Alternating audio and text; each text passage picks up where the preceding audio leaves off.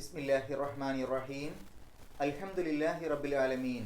വസല്ലല്ലാഹു അലാ നബീന മുഹമ്മദിൻ വഅലാ ആലിഹി വസഹ്ബിഹി അജ്മഈൻ. അമ്മാ ബഅദ്. പ്രിയമുള്ള ഖുർആൻ പഠിതാക്കളെ, അസ്സലാമു അലൈക്കും വറഹ്മത്തുള്ളാഹി. പരിശുദ്ധ ഖുർആനിലെ 24-ാം അധ്യായം സൂറത്തുൻ നൂർ ആണ് നമ്മൾ പഠിച്ചുകൊണ്ടിരിക്കുന്നത്. ഈ സൂറത്തിലെ 22 ആയത്തുകളാണ് ഇതിനകം നമ്മൾ മനസ്സിലാക്കിയത്. ഇന്ന് ഇൻഷാ അല്ലാഹ് 23, 24, 25 എന്നീ 3 ആയത്തുകൾ നമുക്ക് നോക്കാം.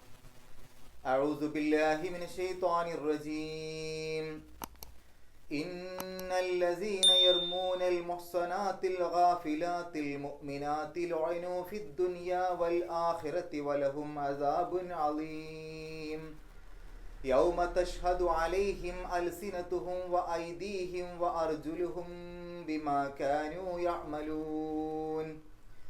يومئذ يوفيهم الله دينهم الحق ويعلمون أن الله هو الحق المبين.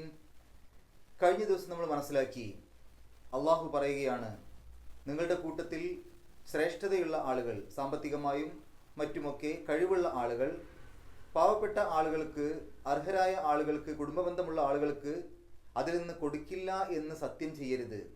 അവരെന്തെങ്കിലുമൊക്കെ തെറ്റ് ചെയ്തിട്ടുണ്ടെങ്കിൽ നിങ്ങൾ അവർക്ക് പുറത്തു കൊടുക്കുകയാണ് വേണ്ടത്. അള്ളാഹു നിങ്ങൾക്ക് പുറത്തു തരാൻ നിങ്ങൾ ആഗ്രഹിക്കുന്നില്ലേ എന്ന കാര്യമാണ് കഴിഞ്ഞ ദിവസം നമ്മൾ മനസ്സിലാക്കിയത്. ശേഷം അള്ളാഹു പറയുന്നു, ഇന്നല്ലദീന യർമൂനൽ മുഹ്സനാത്തി. ഈ ഒരു പദപ്രയോഗം ഇതിനു മുമ്പ് നമ്മൾ പഠിച്ചതാണ് ഇതേ സൂറത്തിൽ.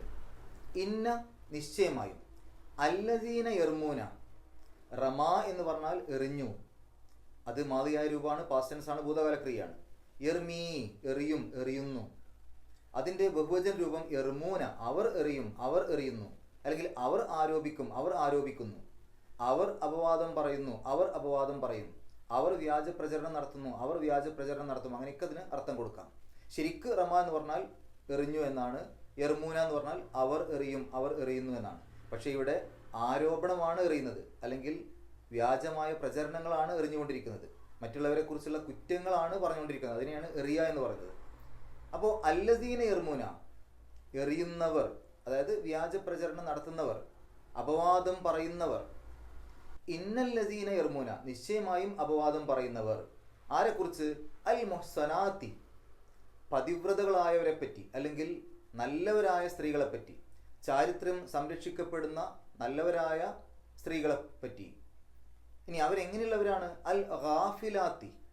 ഗാഫിലാത്ത് എന്ന് പറഞ്ഞാൽ ശരിക്കർത്ഥം അശ്രദ്ധരായവർ എന്നാണ്, ശ്രദ്ധയില്ലാത്തവർ എന്നാണ്. പക്ഷെ ഇവിടെ ഉദ്ദേശിക്കുന്നത് ഈ ദുർനടപ്പുകളെക്കുറിച്ചൊന്നും ശ്രദ്ധയില്ലാതെ, അങ്ങനെയുള്ള കാര്യങ്ങളിലേക്കൊന്നും ശ്രദ്ധ കൊടുക്കാതെ നല്ലവരായി ജീവിക്കുക, മോശമായ ജീവിത രീതിയിലേക്കൊന്നും ഒട്ടും ശ്രദ്ധ കൊടുക്കാതെ നല്ലവരായി ജീവിക്കുക, അതാണ് അശ്രദ്ധരായവർ എന്ന് പറഞ്ഞാൽ. മോശമായ ജീവിത രീതിയെക്കുറിച്ച് അശ്രദ്ധരായവർ, ദുർനടപ്പിനെ കുറിച്ചൊക്കെ അശ്രദ്ധരായവർ, അതിലേക്കൊന്നും ഒരു താല്പര്യവും കാണിക്കാതെ നല്ലവരായി ജീവിക്കുന്നവർ. അൽ ഗാഫിലാത്ത്. ഗാഫിലത്ത് എന്നുള്ളതിൻ്റെ ജംആണ് ഗാഫിലാത്ത്. അൽ മുഅ്മിനാത്തി, മുഅ്മിനത്തുൻ എന്നുള്ളതിൻ്റെ ജംആണ് മുഅ്മിനാത്ത്.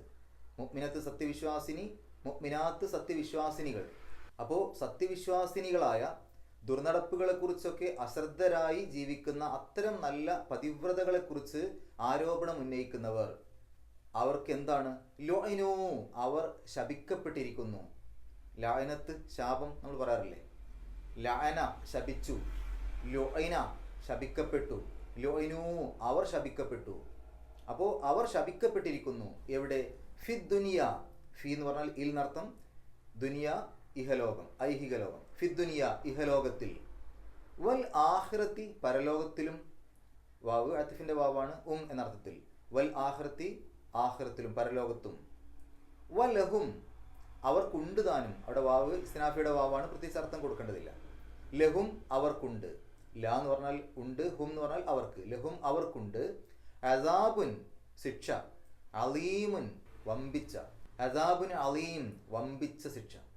ഒന്നിച്ചായത്തിന്റെ അർത്ഥം, ഇന്നല്ലസീന യർമൂനൽ മുഹ്സനാത്തിൽ ഗാഫിലാത്തിൽ മുഅ്മിനാത്തി ലുഇനൂ ഫിദ്ദുനിയാ വൽ ആഖിറതി വലഹും അസാബുൻ അലീം. നിശ്ചയമായും സത്യവിശ്വാസിനികളായ, തെറ്റുകളെക്കുറിച്ച് അശ്രദ്ധരായ രൂപത്തിൽ ജീവിക്കുന്ന പതിവ്രതകളായ സ്ത്രീകളെക്കുറിച്ച് അപവാദം പറയുന്നവർ, ഇഹലോകത്തും പരലോകത്തും അവർ ശപിക്കപ്പെട്ടിരിക്കുന്നു, അവർക്ക് വമ്പിച്ച ശിക്ഷയുണ്ട്. അടുത്ത ആയത്ത്, യൗമ തശ്ഹദു അലൈഹിം. ഷഹിദ എന്ന് പറഞ്ഞാൽ സാക്ഷ്യം വഹിച്ചു എന്നാണ്. യഷ്ഹദു സാക്ഷ്യം വഹിക്കും, സാക്ഷ്യം വഹിക്കുന്നു. തഷ്ഹദു അത് സ്ത്രീലിംഗാക്കാൻ വേണ്ടിയിട്ടാണ്. തഷ്ഹദു സാക്ഷ്യം വഹിക്കും, സാക്ഷ്യം വഹിക്കുന്നു. യൗമ തഷ്ഹദു, യൗമ എന്ന് പറഞ്ഞാൽ ദിവസം. അപ്പോൾ യൗമ തഷ്ഹദു സാക്ഷ്യം വഹിക്കുന്ന ദിവസം. അലൈഹിം അവരുടെ മേൽ. അൽസിനത്തുഹും ലിസാൻ എന്ന് പറഞ്ഞാൽ നാവ്, അൽസിനത്ത് നാവുകൾ. അൽസിനത്തുഹും അവരുടെ നാവുകൾ, ഹും എന്ന് പറഞ്ഞാൽ അവരുടെ. അൽസിനത്തുഹും അവരുടെ നാവുകൾ. അവരുടെ നാവുകൾ അവരുടെ മേൽ സാക്ഷ്യം വഹിക്കുന്ന ദിവസം. നാവുകൾ മാത്രമല്ല, വ ഐദീഹിം, വാവ് അത്തിഫിന്റെ വാവാണ്. അത് മാത്രമല്ല ഇനി പറയുന്നതും. യദുൻ എന്നുള്ളതിന്റെ ബഹുവചനമാണ് ഐദിൻ. യദ് എന്ന് പറഞ്ഞാൽ കൈ, ഐദ് കൈകൾ. ഐദീഹിം അവരുടെ കൈകൾ. വ ഐദീഹിം അവരുടെ കൈകളും. അതും മാത്രമല്ല വ അർജുലുഹും, വാവ് അത്തിഫിന്റെ വാവ്, എന്നർത്ഥത്തിൽ, ആൻഡ് എന്നർത്ഥത്തിൽ. റിജിലുൻ എന്നുള്ളതിന്റെ ബഹുവചനമാണ് അർജുൽ. റിജിൽ എന്ന് പറഞ്ഞാൽ കാല്, അർജുൽ കാലുകൾ. റജുലുൻ എന്ന് പറഞ്ഞാൽ പുരുഷനാണ്, ഒരു മനുഷ്യൻ എന്നുള്ള അർത്ഥത്തിലാണ് റജുൽ ഉപയോഗിക്കുക. അതിന്റെ ബഹുവചനം റിജാൽ എന്നാണ്. ഇത് റിജിലുൻ ജംഅ് അർജുൽ. റിജിൽ എന്ന് പറഞ്ഞാൽ കാല്. അർജുലുഹും അവരുടെ കാലുകൾ. വ അർജുലുഹും അവരുടെ കാലുകളും. ബിമാ കാനു യഅമലൂൻ, അമില പ്രവർത്തിച്ചു, യഅമലു പ്രവർത്തിക്കും, പ്രവർത്തിക്കുന്നു. യഅമലൂൻ അവർ പ്രവർത്തിക്കുന്നു, അവർ പ്രവർത്തിക്കും. കാനു യഅമലൂൻ അവർ പ്രവർത്തിച്ചിരുന്നു. മാ കാനു യഅമലൂൻ അവർ പ്രവർത്തിച്ചിരുന്നത്. ബിമാ കാനു യഅമലൂൻ അവർ പ്രവർത്തിച്ചിരുന്നതിനെ പറ്റി. ബി എന്നുള്ളതിനവിടെ അതിനെപ്പറ്റി, അതിനെ സംബന്ധിച്ച്, അതിനെക്കുറിച്ച് എന്നുള്ള അർത്ഥം. ബിമാ കാനു യഅമലൂൻ അവർ പ്രവർത്തിച്ചിരുന്നതിനെ പറ്റി. ഒന്നിച്ചായത്തിന്റെ അർത്ഥം യൗമ തഷ്ഹദു അലൈഹിം അൽസിനത്തുഹും വ ഐദീഹിം വ അർജുലുഹും ബിമാ കാനു യഅമലൂൻ. അവരുടെ കാലുകളും അവരുടെ കൈകളും അവരുടെ നാവുകളുമെല്ലാം അവർ പ്രവർത്തിച്ചിരുന്നതിനെ പറ്റി അവർക്കെതിരിൽ സാക്ഷ്യം പറയുന്നതായ ദിവസം. അന്നാണ് അവർക്ക് ആ ശിക്ഷ കിട്ടുക എന്നർത്ഥം. അടുത്ത ആയത്തിൽ യൗമ ഇദിൻ യുവഫീഹിമുല്ലാഹു ദീനഹും. യൗമ ഇദിൻ അന്നേ ദിവസം എന്ന് പറഞ്ഞാൽ ആ ഒരു ശിക്ഷ കിട്ടുന്ന ആ ദിവസം. യുവഫീഹിമുല്ലാഹു, വഫ എന്ന് പറഞ്ഞാൽ നിറവേറ്റി കൊടുത്തു, തികച്ചു കൊടുത്തു എന്നൊക്കെയാണ്. അതിൻ്റെ മുളാരിയാണ് യുവഫീ, നിറവേറ്റി കൊടുക്കും, നിറവേറ്റി കൊടുക്കുന്നു. യുവഫീഹിം അവർക്ക് നിറവേറ്റി കൊടുക്കും. ആര്? അള്ളാഹു. യുവഫീഹിമുല്ലാഹു അള്ളാഹു അവർക്ക് നിറവേറ്റി കൊടുക്കും. എന്ത്? ദീനഹും അവരുടെ ദീൻ. ദീൻ എന്നുള്ളതിന് പ്രധാനപ്പെട്ട രണ്ടർത്ഥങ്ങൾ നമ്മൾ പഠിച്ചിട്ടുണ്ട്. ഒന്ന് സാധാരണ നമ്മൾ ഉപയോഗിക്കുന്ന മതം എന്നുള്ള അർത്ഥമാണ്. മറ്റൊരർത്ഥം പ്രതിഫല നടപടി അല്ലെങ്കിൽ പ്രതിഫലം എന്നൊക്കെയാണ്. സൂറത്തുൽ ഫാത്തിഹയിൽ നമ്മൾ പഠിച്ചതാണ്. മാലിക്കി യൗമിദ്ദീൻ, അവിടെ അർത്ഥം മതം എന്നല്ല, അവിടെ അർത്ഥം പ്രതിഫല നടപടി എന്നാണ്. അപ്പോൾ ഇവിടെയും അതേ അർത്ഥമാണ്, പ്രതിഫല നടപടി. അപ്പോൾ ദീനഹും അവരുടെ പ്രതിഫല നടപടി അല്ലെങ്കിൽ അവരുടെ പ്രതിഫലം. യുവഫീഹിമുല്ലാഹു ദീനഹും അള്ളാഹു അവർക്ക് അവരുടെ പ്രതിഫല നടപടി നിറവേറ്റി കൊടുക്കും അല്ലെങ്കിൽ അവരുടെ പ്രതിഫലം നിറവേറ്റി കൊടുക്കും, തികച്ചു കൊടുക്കും. അൽ ഹക്ക ന്യായമായ രൂപത്തിൽ, യഥാർത്ഥമായ രൂപത്തിൽ, ഹക്കായ രൂപത്തിൽ. വ യഅലമൂന അലിമ അറിഞ്ഞു, യഅലമു അറിയും, അറിയുന്നു. യഅലമൂൻ അവർ അറിയും, അവർ അറിയുന്നു. വ യഅലമൂന അവർ അറിയുകയും ചെയ്യും. എന്താണ് അവർ അറിയുക?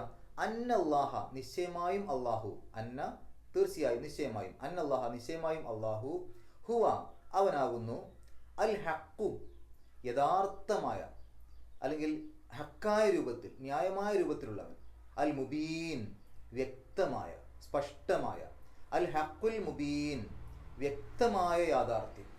ഒന്നിച്ചായത്തിന്റെ അർത്ഥം യൗമ ഇദിൻ യുവഫീഹിമുല്ലാഹു ദീനഹുമുൽ ഹഖ വ യഅലമൂന അന്നല്ലാഹ ഹുവൽ ഹഖുൽ മുബീൻ.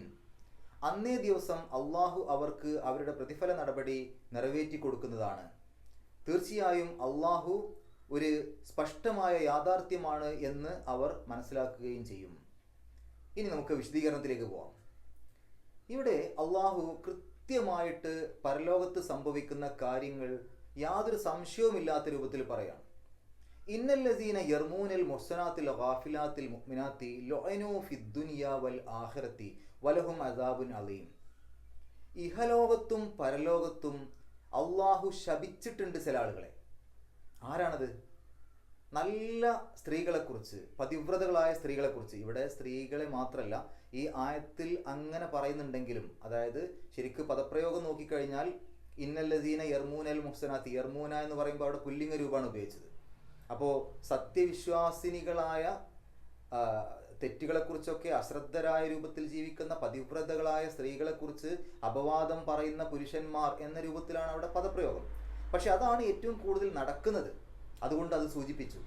മാത്രമല്ല, ഇത്തരം സന്ദർഭങ്ങളിൽ ഇങ്ങനെയുള്ള കാര്യങ്ങളിൽ രണ്ട് ഭാഗവും ഒരേപോലെ യോജിക്കും. അതായത് നല്ല സത്യവിശ്വാസികളായ തെറ്റുകളിലേക്കൊന്നും പോവാത്ത നല്ല പുരുഷന്മാരെ കുറിച്ച് സ്ത്രീകൾ അപവാദം പറയുകയാണെങ്കിൽ അവരും ഇതിനകത്ത് പെടും. അതല്ലാതെ സ്ത്രീകളെക്കുറിച്ച് അപവാദം പറഞ്ഞാൽ മാത്രമേ ശിക്ഷയുള്ളൂ, പുരുഷന്മാരെ കുറിച്ച് പറഞ്ഞാൽ ശിക്ഷയില്ല എന്നല്ല അതിൻ്റെ അർത്ഥം. രണ്ട് കൂട്ടരും ഇതിനകത്ത് പെടും. ഇത് ഏറ്റവും കൂടുതലായിട്ട് സംഭവിക്കുന്നതാണ് എടുത്തു പറഞ്ഞത് എന്നർത്ഥം. അല്ലെങ്കിൽ ഇങ്ങനെയുള്ള പദപ്രയോഗങ്ങൾ വരുമ്പോൾ അതിൽ രണ്ടർത്ഥവും യോജിക്കും എന്ന് നമുക്ക് മനസ്സിലാക്കാൻ സാധിക്കും. ഇനി ഇത് ഒരു സത്യവിശ്വാസിനികളായ പതിവ്രതകളായ ഏറ്റവും നല്ല സ്ത്രീകളെക്കുറിച്ച് കുറ്റം പറഞ്ഞാലാണ് ഇവിടെ ശിക്ഷയെക്കുറിച്ച് പറഞ്ഞത്. ഇഹലോകത്തും പരലോകത്തും അവർ ശപിക്കപ്പെട്ടിരിക്കുന്നു, അള്ളാഹുവിൻ്റെ ശാപം അവർക്കുണ്ട്. മാത്രമല്ല വലഹും അസാബുൻ അലീം, അവർക്ക് വമ്പിച്ച ശിക്ഷയുണ്ട്. അപ്പോൾ അങ്ങനെയൊന്നും അല്ലാത്ത സ്ത്രീകളെക്കുറിച്ച് കുറ്റം പറയാൻ പാടുണ്ടോ? അങ്ങനെയൊന്നും അല്ലാത്ത, അത്ര നല്ലവരൊന്നും അല്ലാത്ത, പതിവ്രതകളൊന്നും അല്ലാത്ത തരത്തിലുള്ള സ്ത്രീകളെക്കുറിച്ച് അപവാദം പറയാൻ പാടുണ്ടോ? അത് പാടുണ്ട് എന്നല്ല അതിൻ്റെ അർത്ഥം. ഈ തരത്തിലുള്ള ആളുകളെ കുറിച്ച് പറഞ്ഞാൽ അത് ഏറ്റവും ഗൗരവമുള്ളതാണ്, അതിന് കഠിനമായ ശിക്ഷ കിട്ടും. മറ്റുള്ളവർക്കും ശിക്ഷ കിട്ടും, പക്ഷേ ഇതാണ് ഏറ്റവും കൂടുതൽ ശിക്ഷ ലഭിക്കുക. അതല്ലാതെ അത് ശരിയാണ് ഇത് ശരിയല്ല എന്നല്ല അതിൻ്റെ അർത്ഥം. അത്ര നല്ലവരൊന്നും അല്ലാത്ത സ്ത്രീകളെ കുറിച്ചൊക്കെ കുറ്റം പറയാം, നല്ലവരായ സ്ത്രീകളെ കുറിച്ച് മാത്രമേ പറയാൻ പാടില്ലാത്തുള്ളൂ എന്നർത്ഥമല്ല. ആരെക്കുറിച്ചും പറയാൻ പാടില്ല. അത് പതിവ്രതകളായ സ്ത്രീകളാവട്ടെ അല്ലാത്തവരാവട്ടെ ആരെക്കുറിച്ചും അങ്ങനെയുള്ള രൂപത്തിൽ അപവാദ പ്രചരണങ്ങളോ മറ്റോ പറയാൻ പാടില്ല. ആരെക്കുറിച്ചും പാടില്ല. ആരെക്കുറിച്ച് പറഞ്ഞാലും ശിക്ഷ കിട്ടും. പക്ഷേ അത് ഏറ്റവും നല്ല പതിവ്രതകളായ സ്ത്രീകളെക്കുറിച്ച് അല്ലെങ്കിൽ അങ്ങനെയുള്ള പുരുഷന്മാരെ കുറിച്ചാണ് പറയുന്നുണ്ടെങ്കിൽ അതിൻ്റെ ഗൗരവം കൂടും, അതിനുള്ള ശിക്ഷ കൂടും. അതാണ് അത് എടുത്തു പറയാനുള്ള കാരണം. അങ്ങനെയുള്ള ആളുകൾക്ക് വമ്പിച്ച ശിക്ഷയുണ്ട്, അള്ളാഹുവിൻ്റെ അടുത്ത് വമ്പിച്ച ശിക്ഷയുണ്ട്. ഇവിടെ ഒരു കാര്യം കൂടെ നമ്മൾ കൂട്ടി വായിക്കേണ്ടതുണ്ട്. നോക്കൂ നിങ്ങൾ, അൽ മുഹ്സനാത്ത്, നല്ല പതിവ്രതകളായ സ്ത്രീകൾ, അവരുടെ ഒരു ഗുണമായിക്കൊണ്ട്, ഒരു വിശേഷണമായിക്കൊണ്ട് അള്ളാഹു പറഞ്ഞത് അൽ ഗാഫിലാത്ത് എന്നാണ്. അവർ ഈ ദുർനടപ്പ് കാര്യങ്ങളെക്കുറിച്ചൊക്കെ അശ്രദ്ധരായിരിക്കും, അതിനെക്കുറിച്ചൊന്നും ഒരു വലിയ താല്പര്യമില്ലാത്ത, അല്ലെങ്കിൽ അങ്ങനെയുള്ള കാര്യങ്ങൾ കേൾക്കാനും പറയാനും അതിലേക്ക് ശ്രദ്ധ കൊടുക്കാനും ഒന്നൊരു താല്പര്യമില്ല. അവർ അതിലൊക്കെ അശ്രദ്ധരാണ്. അവർ നല്ല കാര്യങ്ങൾ ചെയ്യുന്നതിലാണ് അവർക്ക് ശ്രദ്ധ. അത് ശരിക്കും നമ്മളൊന്ന് ആലോചിക്കേണ്ട ഒരു വിഷയം അതിൻ്റെ അകത്തുണ്ട്. പലപ്പോഴും പല ആളുകൾക്ക് ഇങ്ങനെയുള്ള ഈ അപവാദ പ്രചരണം, ഇങ്ങനെയുള്ള തെറ്റായ കാര്യങ്ങൾ അതൊക്കെ കേൾക്കുന്നതും അതൊക്കെ സംസാരിക്കുന്നതും അതൊക്കെ അറിയുന്നതും ഒരു വലിയ താല്പര്യമായിരിക്കും. അതിനൊക്കെ ഒരു പ്രത്യേക താല്പര്യം കാണിക്കുക, അത് അറിയാനും അത് പറയാനും അത് കേൾക്കാനും ഒക്കെ ഒരു പ്രത്യേക താല്പര്യം കാണിക്കുക, അതിലേക്കൊരു പ്രത്യേക താല്പര്യം. പക്ഷേ അള്ളാഹു പറയുന്നത് പതിവ്രതകളായ സത്യവിശ്വാസിനികളായ നല്ലവരായ സ്ത്രീകളുടെ ഒരു പ്രത്യേകതയായിക്കൊണ്ട്, ഒരു വിശേഷണമായിക്കൊണ്ട് പറഞ്ഞത് അവർ ഗാഫിലാത്താണ്. അത്തരം കാര്യങ്ങളിലേക്കൊന്നും അവർക്കൊരു താല്പര്യമില്ല. അതൊന്നും കേൾക്കാനും പറയാനും അത് അറിയാനും അത് ചെയ്യാനും അതൊക്കെ അവർ അശ്രദ്ധരാണ്. അതിൽക്കൊന്നും ഒരു ശ്രദ്ധ കൊടുക്കാൻ അവർക്ക് താല്പര്യമില്ല. അതുകൊണ്ട് ഒരു നല്ല ഒരു സ്ത്രീയുടെ അല്ലെങ്കിൽ നല്ലൊരു പുരുഷൻ്റെ അവൻ്റെ പ്രത്യേകത, അവളുടെ പ്രത്യേകത എന്ന് പറഞ്ഞത് ഇങ്ങനെയുള്ള ഈ തെറ്റായ വാർത്തകൾ, മറ്റുള്ളവരെക്കുറിച്ചുള്ള കുറ്റങ്ങൾ, കുറവുകൾ, മറ്റുള്ളവരെക്കുറിച്ചുള്ള അപവാദങ്ങൾ, ഇതൊക്കെ കേൾക്കുന്ന സമയത്ത് അതിലേക്കൊരു താല്പര്യം കാണിക്കാതിരിക്കുക, അതിൽ നിന്ന് പുറംതിരിഞ്ഞ് നടക്കുക. അത് പറയുമ്പോൾ നമുക്ക് മനസ്സിക്കൊരു പ്രയാസം, അത് കേൾക്കാൻ താല്പര്യമില്ലായ്മ, അതിലേക്കൊരു ശ്രദ്ധ കൊടുക്കാതിരിക്കുക. എന്നാൽ മറ്റു ചില ആളുകൾ അത് കേൾക്കാനും വളരെ വലിയ താല്പര്യത്തോടു കൂടെ മുന്നോട്ട് വരുന്ന ആളുകളുണ്ട്. അവർ ഈ പറഞ്ഞ നല്ലവരായ സ്ത്രീകളല്ല, നല്ലവരായ പുരുഷന്മാരല്ല. ആ ഒരു കാര്യം ഈ ഒരു ആയത്തിൻ്റെ പദപ്രയോഗത്തിൽ അള്ളാഹു ഉൾപ്പെടുത്തിയത് നമുക്ക് ചിന്തിക്കാൻ വക നൽകുന്നൊരു കാര്യമാണ്. അതുകൊണ്ട് അത്തരം ആളുകളിൽ നമ്മൾ ഉൾപ്പെടാതിരിക്കാൻ ശ്രദ്ധിക്കണം എന്നർത്ഥം. യൗമ തഷ്ഹദു അലൈഹിം അൽസിനതുഹും വ ഐദീഹിം വ അർജുലുഹും ബിമാ കാനൂ യഅമലൂൻ. അവർ പ്രവർത്തിച്ചിരുന്നതിനെ കുറിച്ചൊക്കെ അവരുടെ കൈകാലുകൾ, നാവ് ഒക്കെ സാക്ഷ്യം പറഞ്ഞൊരു ദിവസം വരാൻ പോകുന്നുണ്ട്. അന്നാണ് അവർക്ക് ആ ശിക്ഷ ലഭിക്കുക. നോക്കൂ നിങ്ങൾ, അള്ളാഹു അത് എടുത്ത് പറയുന്നുണ്ട്. കാരണം അന്നത്തെ ദിവസം ഒരു പക്ഷേ അവർ ചെയ്ത തെറ്റ് ന്യായീകരിക്കാൻ ശ്രമിക്കും. അങ്ങനെ ന്യായീകരിക്കാൻ ശ്രമിച്ചു കഴിഞ്ഞാൽ അത് നടക്കൂല, അതിനെ നിഷേധിച്ചാലും നടക്കൂല. കാരണം കൈകാലുകളൊക്കെ സാക്ഷി പറയാം. കയ്യും കാലൊക്കെ സംസാരിക്കുക എന്ന് പറയുമ്പോൾ ഒരു പക്ഷെ അതൊക്കെ നടക്കുമോ എന്ന് ചില ആളുകൾ ചോദിക്കും.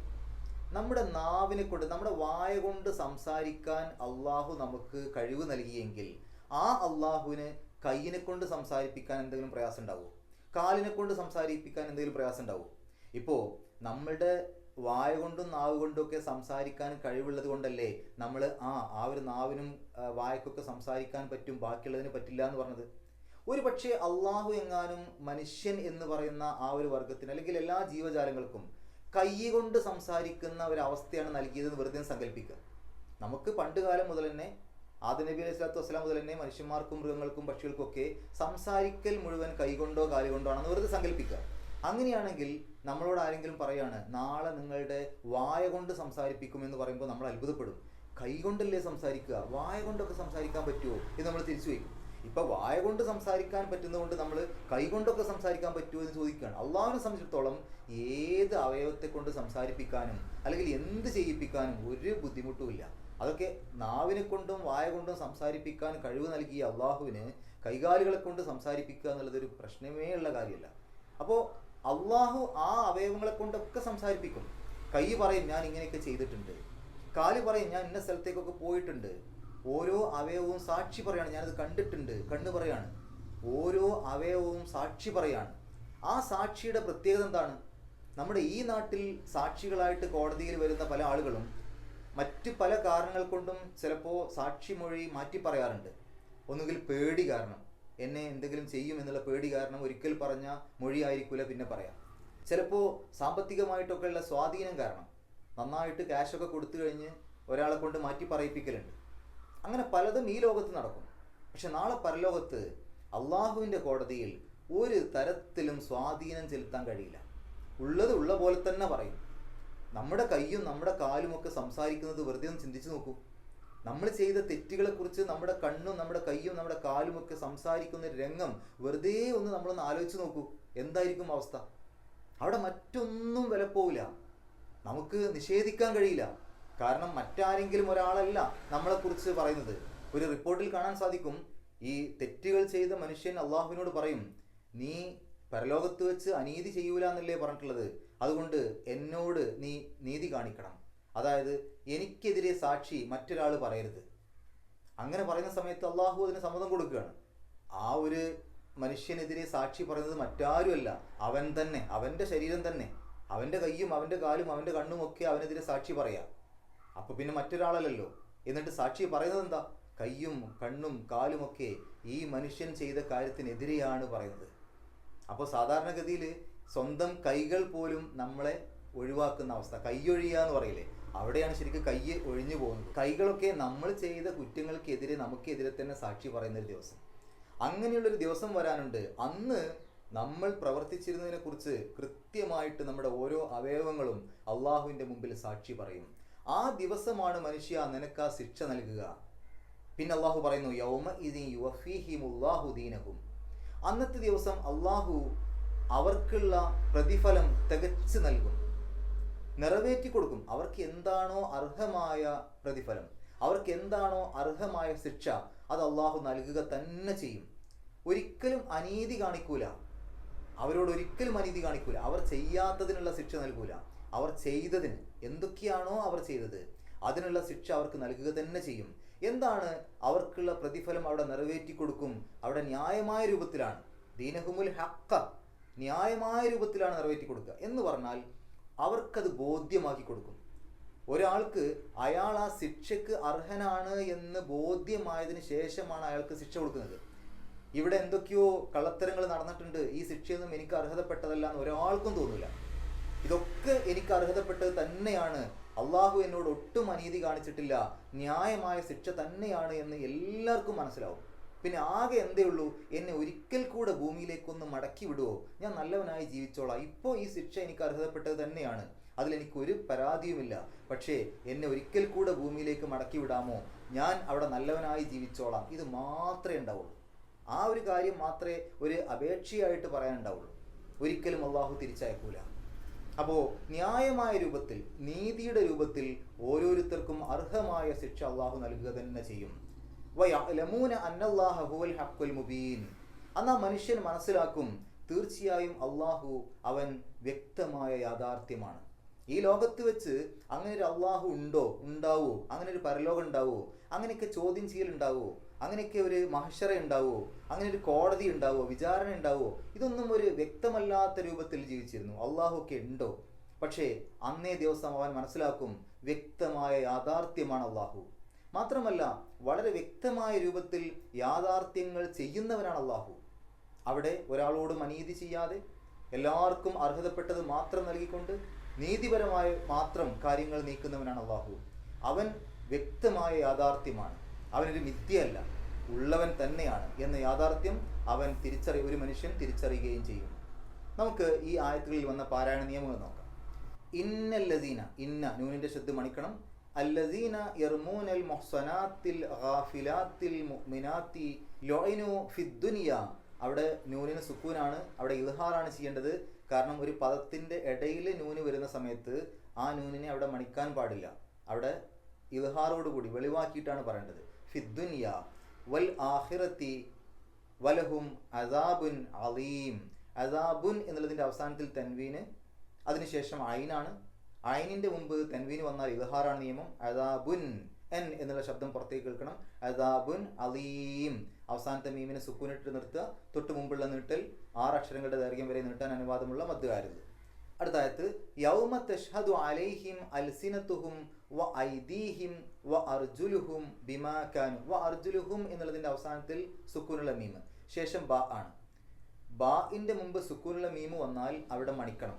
അർജുലുഹും ബിമ, നമ്മൾ ഇഖ്ലാബിൻ്റെ നിയമം പറയില്ലേ, അതുപോലെ അർജുലുഹും ബിമ കാനു യഅ്മലൂൻ. അവസാനത്തെ നൂന് സുക്കൂന്, തൊട്ട് മുമ്പുള്ള നീട്ടൽ 6 അക്ഷരത്തിൻ്റെ ദൈർഘ്യം വരെ ആവാം. യൗമ ഇദിൻ യുവഫീഹിം, അവിടെ യൗമ ഇദിൻ എന്നുള്ളതിൻ്റെ അവസാനത്തിൽ തൻവീന്, ശേഷം യാ ആണ്. യാഇൻ്റെ മുമ്പ് തൻവീന് വന്നാൽ ആ തൻവീനിനെ യായിലേക്ക് ലയിപ്പിക്കുക, മണിക്കുക, ഇദ്ഗാം ബിഗുന്ന. അപ്പോൾ യൗമ ഇദിൻ യുവഫീഹിം, അവിടെ വെളിവാക്കാൻ പാടില്ല, യൗമ ഇദിൻ എന്ന് പറയാൻ പാടില്ല. യൗമ ഇദിൻ യുവഫീഹിം യുവഫീഹിമുല്ലാഹു ദീനഹുമുൽ ഹഖ്ക വയഅലമൂന അന്ന. നൂനിൻ്റെ ശബ്ദ മണിക്കുക. അന്നല്ലാഹ ഹുവൽ ഹഖുൽ മുബീൻ. അവസാനത്തെ നൂന് സുക്കൂന്, തൊട്ട് മുമ്പുള്ള ആ ഒരു മുബീ എന്നുള്ള നീട്ടൽ 6 അക്ഷരത്തിൻ്റെ ദൈർഘ്യം വരെ ആവാം. നമുക്ക് ഈ 3 ആയത്തുകളൊന്ന് പാരായണം ചെയ്യാം, ശേഷം ഗ്രാമർ പറയാം. അഊദു ബില്ലാഹി മിനശ് ശൈത്വാനിർ റജീം. ഇന്നല്ലദീന യർമൂനൽ മുഹ്സനാത്തിൽ ഗാഫിലാത്തിൽ മുഅ്മിനാത്തി ലുഇനു ഫിദ്ദുനിയാ വൽ ആഖിറതി വലഹും അസാബുൻ അലീം. യൗമ തഷ്ഹദു അലൈഹിം അൽസിനതുഹും വഅയ്ദീഹിം വഅർജുലുഹും ബിമാ കാനൂ യഅ്മലൂൻ. യൗമഇദിൻ യുവഫീഹിമുല്ലാഹു ദീനഹുമുൽ ഹഖ്ക വയഅലമൂന അന്നല്ലാഹ ഹുവൽ ഹഖുൽ മുബീൻ. ഗ്രാമർ നോക്കുകയാണെങ്കിൽ ഇന്നല്ലദീന യർമൂന, യർമൂന എന്ന് പറഞ്ഞാൽ അവർ എറിയുന്നു, അവർ ആരോപിക്കുന്നു. ആരെക്കുറിച്ച്? അൽ മുഹ്സനാത്തി, പതിവ്രതകളെപ്പറ്റി. അപ്പോൾ ആ മുഹ്സനാത്ത് എന്നുള്ള പദം ഒബ്ജക്റ്റ് ആണ്, അല്ലെങ്കിൽ മഫ്ഊൽ ബിഹി ആണ്, അല്ലെങ്കിൽ കർമാണ്. മഫ്ഊൽ ബിഹിക്ക് എപ്പോഴും ഇറാബ് നെസ്ബാണ്. അലിഫും താവും അക്ഷരങ്ങളിൽ അവസാനിക്കുന്ന ബഹുവചന സ്ത്രീലിംഗ രൂപങ്ങളെ നമ്മൾ ജംഉ മുഅന്നസ് സാലിം എന്നാണല്ലോ പറയാം. അപ്പോൾ മുഹ്സനാത്ത് എന്നുള്ളത് ജംഉ മുഅന്നസ് സാലിമാണ്. ഇത്തരം ജംഉ മുഅന്നസ് സാലിമുകൾക്ക് ഫത്ഹ കൊടുക്കേണ്ട സന്ദർഭം വന്നാലും കസ്ർ കൊടുക്കേണ്ട സന്ദർഭം വന്നാലും, അതായത് നെസ്ബിൻ്റെ സന്ദർഭം വന്നാലും ജറിൻ്റെ സന്ദർഭം വന്നാലും കസ്ർ കൊണ്ടാണ് സൂചിപ്പിക്കുക. ഇപ്പോൾ ഇവിടെ മഫ്ഊൽ ബിഹി ആയതുകൊണ്ട് നെസ്ബിൻ്റെ സന്ദർഭമാണ്. സാധാരണഗതിയിൽ നെസ്ബ് എന്ന് കേട്ടാൽ ഉടനെ നമ്മൾ ഫത്ഹയാണ് കൊടുക്കുക. എപ്പോഴും അങ്ങനെയല്ല. ഇപ്പോൾ ഇവിടെ നോക്കൂ നിങ്ങൾ, ഇവിടെ മുഹ്സനാത്ത എന്ന് പറയാൻ പറ്റൂല, മഫ്ഊൽ ബിഹിയാണ്. പക്ഷെ അതുകൊണ്ട് ആ മഫ്ഊൽ ബിഹിക്ക് ഫത്ഹ അല്ല ഇടുക, നെസ്ബാണ്. നെസ്ബ് പല രൂപത്തിലും കാണിക്കും. അപ്പോൾ ഇവിടെ നെസ്ബ് കൊടുത്തത് കസ്ർ കൊണ്ടാണ്. കാരണം അലിഫും താലും അവസാനിക്കുന്ന ഈ ജംഉ മുഅന്നസ് സാലിമുകൾക്ക് നെസ്ബ് കൊടുക്കേണ്ട സന്ദർഭം വന്നാൽ കസ്ർ കൊണ്ടാണ് ആ നെസ്ബിനെ സൂചിപ്പിക്കുക. ജറിന്റെ സന്ദർഭം വന്നാലും അങ്ങനെയാണ്. കസ്ർ കൊടുക്കേണ്ട സന്ദർഭം വന്നാലും ഫത്ഹ കൊടുക്കേണ്ട സന്ദർഭം വന്നാലും കസ്ർ കൊണ്ടാണ് സൂചിപ്പിക്കുക. അപ്പോൾ ഇവിടെ മുഹ്സനാത്തി എന്ന അവസാനത്തിൽ കസ്ർ ഇട്ടത് അത് നെസ്ബ് ആയതുകൊണ്ടാണ്. ഇനി ആ മുഹ്സനാത്ത് എന്നുള്ള പദത്തെ വിശേഷിപ്പിക്കുന്ന 2 പദങ്ങൾ വന്നിട്ടുണ്ട്. അൽ ഗാഫിലാത്തി, അൽ മുഅ്മിനാത്തി. രണ്ടും ഈ മുഹ്സനാത്തിന്റെ വിശേഷണമാണ്, സിഫത്താണ്. അതുകൊണ്ട് സിഫത്ത് വരുന്ന സമയത്ത് ഒരു പദത്തെ മറ്റൊരു പദം കൊണ്ട് വിശേഷിപ്പിക്കുമ്പോൾ രണ്ടിനും ഒരേ രൂപം കിട്ടണല്ലോ. അതുകൊണ്ടാണ് മുഹ്സനാത്തി എന്നുള്ള പോലെ തന്നെ ഗാഫിലാത്തി, മുഅ്മിനാത്തി എല്ലാം ഒരേപോലെ എഴുതിയത്. ആ മുഹ്സനാത്തിനെ വിശേഷിപ്പിക്കുന്ന പദമായതുകൊണ്ടാണ് ഗാഫിലാത്തും മുഅ്മിനാത്തും. ലുഇനു എന്നുള്ളത് മജ്ഹൂൽ രൂപമാണ്, അതായത് പാസീവ് വോയിസ് ആണ്. ഈ മജ്ഹൂൽ രൂപം പറയുമ്പോൾ ആരാണത് ചെയ്തത് എന്ന് പറയേണ്ട ആവശ്യമില്ല. ഇപ്പോൾ ഖുതില എന്ന് പറഞ്ഞാൽ കൊല്ലപ്പെട്ടു, ആരാണ് കൊന്നത് എന്ന് പറയേണ്ട ആവശ്യമില്ല, ആ മരിച്ച ആളെ പറഞ്ഞാൽ മതി. ഒരാൾ കൊല്ലപ്പെട്ടു എന്ന് പറഞ്ഞാൽ ആ മരിച്ച ആളെ പറയുള്ളൂ. സുബൈർ കൊല്ലപ്പെട്ടു എന്ന് പറഞ്ഞാൽ സുബൈർ ആണ് മരിച്ചത്, ആരാണ് സുബൈറിനെ കൊന്നതെന്ന് പറയേണ്ട ആവശ്യമില്ല. ഇതേപോലെ ലുഇനു, ശപിക്കപ്പെട്ടു എന്ന് പറയുമ്പോൾ ആരാണ് ശപിച്ചതെന്ന് പറയേണ്ട ആവശ്യമില്ല. എപ്പോഴാണ് ഈ ആളെ പറയേണ്ടാത്ത അവസ്ഥ വരിക? ഒന്നുകിൽ എല്ലാവർക്കും അറിയാം, അല്ലെങ്കിൽ പറയാൻ താല്പര്യമില്ല, അല്ലെങ്കിൽ അറിയൂല. അപ്പം ഇവിടെ ലോയിനു അവർ ശപിക്കപ്പെട്ടു എന്ന് പറയുമ്പോൾ അള്ളാഹു ആണ് അവരെ ശപിച്ചത്, അത് എല്ലാവർക്കും അറിയാം, പിന്നെ അവിടെ അത് പറയേണ്ട ആവശ്യമില്ല. ലോയിനു അവർ ശപിക്കപ്പെട്ടു, അത് മജ്ഹൂൽ രൂപമാണ്. എവിടെ ഫിദ്ദുനിയ, അവിടെ ഫീ എന്നുള്ളത് ഹർഫ് ജറാണ്. ഫീക്ക് ശേഷം വരുന്ന ഇസ്മുകൾക്ക് ജെറ് കിട്ടും, സാധാരണ കെസർ കൊണ്ടോ കെസർ തൻവീൻ കൊണ്ടോ, പക്ഷെ എപ്പോഴും അങ്ങനെയല്ല. അപ്പം ഇവിടെ നോക്കുകയാണെങ്കിൽ ഫീക്ക് ശേഷം ദുനിയ എന്നുള്ള പദം വന്നു, അവിടെ അതിൻ്റെ അവസാനത്തിൽ കൊണ്ടുപോയി കെസറിടാൻ പറ്റൂല. അങ്ങനെ കെസറിടാൻ പറ്റാത്തത് കൊണ്ട് ദുനിയ എന്നുള്ളതിന് അങ്ങനെ തന്നെ എഴുതി. പക്ഷെ അത് ജെറ് കിട്ടിയ അവസ്ഥയിലാണെന്നാണ് പറയുക, അല്ലെങ്കിൽ ജെറിൻ്റെ സ്ഥാനത്താണെന്ന് പറയും. എന്നാൽ ഈ ഫീ ദുനിയ എന്നുള്ളതിന് മാത്രമല്ല ബാധകം, വൽ ആഖിറത്തി എന്നുള്ള ആ ആഖിറത്തിനും ഈ ഫീ ബാധകമാണ്. ആ വാവ് അവിടെ ഇട്ടതോടുകൂടി ദുനിയാവിലും ആഖിറത്തിലും രണ്ടിൻ്റെയും മുമ്പിൽ ഇൽ എന്നുണ്ട്. അപ്പോൾ ഫീ എന്നുള്ളത് ഒറ്റ പ്രാവശ്യം എഴുതിയിട്ടുള്ളൂ, പക്ഷെ ആ ഫീ എന്നുള്ളത് രണ്ടിനും ബാധകമാണ്, ആ വാവ് അവിടെ വന്നതോടുകൂടി. അതുകൊണ്ട് ആഖിറത്തിൻ്റെ മുമ്പിലും ഫീ ഉണ്ട് നമ്മൾ വിചാരിക്കണം. എങ്ങനെ? ഫിദ്ദുനിയ വഫിൽ ആഖിറത്തി എന്ന് എഴുതിയ പോലെയാണ്, അവിടെ ഫീ ആവർത്തിച്ചിട്ടില്ല എന്ന് മാത്രം. അതുകൊണ്ട് ആഖിറത്തിനും ജെറ് കിട്ടണം. ആഖിറത്ത് എന്നുള്ള പദം ജെറ് കൊടുക്കുമ്പോൾ കെസർ ഇടാൻ പറ്റിയ പദമാണ്, അതുകൊണ്ട് ആഖിറത്തി എന്ന് എഴുതി. എന്നാൽ ദുനിയ എന്നുള്ളതിന് കെസർ കൊടുക്കാൻ പറ്റില്ല, അതുകൊണ്ട് അത് അങ്ങനെ തന്നെ എഴുതി. പക്ഷെ രണ്ടും ജെറിൻ്റെ സ്ഥാനത്താണ്, രണ്ടിനും ജെറ് കിട്ടിയിട്ടുണ്ട്. ഒരെണ്ണം ജെറ് കാണിക്കാൻ കെസർ ഇടാൻ പറ്റാത്തത് കൊണ്ട് കെസർ കൊടുത്തിട്ടില്ല, മറ്റേത് കെസർ ഇടാൻ പറ്റുന്നതുകൊണ്ട് കെസർ കാണിച്ചിട്ടുണ്ട്. വലഹും അസാബുൻ അലീമുൻ, അസാബുൻ അലീമുൻ എന്ന് പറയുമ്പോൾ അസാബിനെ വിശേഷിപ്പിച്ച പദമാണ് അലീം. ഒന്നിനെ മറ്റൊന്നുകൊണ്ട് വിശേഷിപ്പിക്കുമ്പോൾ രണ്ടിനും ഒരേ രൂപം കിട്ടണം, അതുകൊണ്ടാണ് അസാബുൻ അലീമുൻ രണ്ടും ഒരേപോലെ വന്നത്. യൗമ തഷ്ഹദു അലൈഹിം അൽസിനത്തുഹും, തഷ്ഹദു എന്തുകൊണ്ട് അവിടെ സ്ത്രീലിംഗം എഴുതി? യഷ്ഹദു എന്ന് എഴുതാതെ തഷ്ഹദു എന്ന് എഴുതി. എന്തിനെ കുറിച്ചാണ് പറയുന്നത്? തഷ്ഹദു, യൗമ തഷ്ഹദു, സാക്ഷ്യം പറയുന്ന ദിവസം. ആര് സാക്ഷ്യം പറയുന്ന ദിവസം? ആരെ പറ്റിയാണ് പറഞ്ഞത്? അൽസിനത്തുഹും വ ഐദീഹിം. ഈ അൽസിനത്ത് എന്നുള്ള പദം നോക്കുകയാണെങ്കിൽ അതൊരു ബഹുവചന രൂപമാണ്. ഗൈറു ആക്കിലിൻ്റെ ബഹുവചനം വന്നു കഴിഞ്ഞാൽ അത് സ്ത്രീലിംഗമായിട്ട് പരിഗണിക്കുമെന്ന് അറബിയിൽ ഒരു പൊതുവെയുള്ള നിയമമുണ്ട്. അതായത് ഗൈറു ആക്കിൽ എന്ന് പറഞ്ഞാൽ ബുദ്ധിയില്ലാത്ത സാധനങ്ങളുടെ ബഹുവചനം. ഇപ്പം നാവ് എന്ന് പറഞ്ഞാൽ അതൊരു അവയവമാണ്, അതൊരു ബുദ്ധി ഉണ്ടെന്ന് പറയാൻ പറ്റില്ല. അപ്പോൾ അങ്ങനെയുള്ള ഒരു അവയവത്തിൻ്റെയോ മറ്റൊക്കെ ബഹുവചന രൂപങ്ങൾ വരുമ്പോൾ, ഇപ്പോൾ കലമുൻ പേന, അക്ലാം പേനകൾ, അപ്പോൾ അങ്ങനെയുള്ള ബഹുവചന രൂപങ്ങൾ വരുമ്പോൾ അതിനെ സ്ത്രീലിംഗമായിട്ട് പരിഗണിക്കാം. അപ്പോൾ ഇവിടെ അൽസിനത്തുഹും എന്നുള്ളത് ബഹുവചന രൂപമാണ്. ആ ഒരു രൂപം അത് സ്ത്രീലിംഗമായതുകൊണ്ട് തഷ്ഹദു എന്ന് ഉപയോഗിച്ചു. അവിടെ പുല്ലിംഗം വന്നിട്ടുണ്ടായിരുന്നുവെങ്കിൽ യഷ്ഹദു ഉപയോഗിച്ചാൽ മതി. അപ്പോൾ തഷ്ഹദു എന്നുള്ളത് ആരാണ് സാക്ഷ്യം വഹിക്കുന്നത്? അൽസിനത്തുഹും, നാവുകൾ. അപ്പോൾ ആ നാവുകൾ എന്നുള്ളത് സ്ത്രീലിംഗമായിട്ടാണ് അറബിയിൽ പരിഗണിക്കുക. മാത്രമല്ല ഐദീഹിം, കൈകളും. കൈ പിന്നെ പറയേണ്ട ആവശ്യമില്ല, ഇരട്ട അവയവമാണ്. ശരീരത്തിലെ ഇരട്ട അവയവങ്ങളൊക്കെ സ്ത്രീലിംഗമായിട്ട്, യദ്, ഐന് കണ്ണ്, അതേപോലെ ഉസിന് ചെവി, രിജില് കാല്, ഇതൊക്കെ ഇരട്ട അവയവങ്ങളാണ്. ഈ ഇരട്ട അവയവങ്ങൾ എന്തായാലും സ്ത്രീലിംഗമായിട്ടാണ് പരിഗണിക്കുക. അപ്പോൾ ഇതൊക്കെ ഒന്നിച്ച് നോക്കുകയാണെങ്കിലും, അൽസിനത്താണെങ്കിലും ഐദീഹിം എന്നാണെങ്കിലും അർജുലുഹും, ഇതൊക്കെ ഒന്നിച്ച് നോക്കുകയാണെങ്കിൽ അതൊക്കെ എല്ലാം സ്ത്രീലിംഗ പദങ്ങളാണ്. അതുകൊണ്ട് തഷ്ഹദു എന്ന് ഉപയോഗിച്ചു. യൗമ ഇദിൻ യുവഫീഹിമുല്ലാഹു, യുവഫീഹിം എന്നുള്ളതിൻ്റെ അവസാനത്തിൽ സുക്കൂനുള്ള മീമാണ് ശരിക്ക്. എന്തുകൊണ്ട് ലമ്മ് കൊടുത്തു? യുവഫീഹിം എന്നെഴുതുകയാണെങ്കിൽ അവസാനത്തെ മീമിന് സുക്കൂന്, ശേഷം അള്ളാഹു എന്നുള്ള പദത്തിൽ ഉച്ചരിക്കുന്ന ആദ്യത്തെ അക്ഷരം ലാമിന് ശബ്ദമാണ്. അത് പിരിച്ചെഴുതുമ്പോൾ ആദ്യത്തെ ലാമിന് സുക്കൂന്. അപ്പോൾ അടുത്തടുത്ത് രണ്ട് സുക്കൂനുകൾ വരും.